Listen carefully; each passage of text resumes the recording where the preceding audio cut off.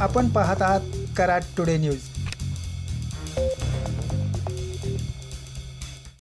मराठी माणसाच्या एकजुटीचा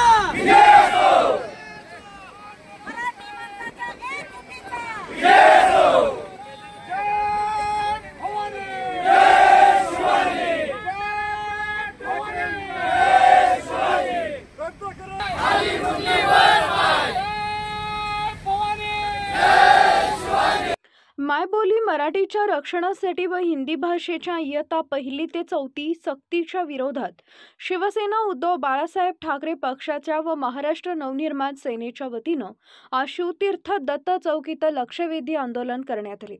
शिवसेना उद्धव ठाकरे पक्षाच्या व महाराष्ट्र नवनिर्माण सेनेच्या वतीनं राज्य सरकारच्या हिंदी भाषा सक्ती विरोधात लक्षवेधी निदर्शने करून सरकारच्या या धोरणाविरोधात प्रचंड घोषणाबाजी करण्यात आली।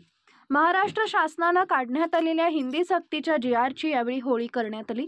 यावेळी शिवसेना उद्धव ठाकरे पक्षाचे सातारा जिल्हा प्रमुख हर्षद कदम, उपजिल्हा प्रमुख नितीन काशीद यांच्यासह शशिकांत हापसे, शशिराज करपे, शेखर बर्गे यांच्यासह शिवसैनिक मोठ्या संख्येनं सहभागी झाले होते।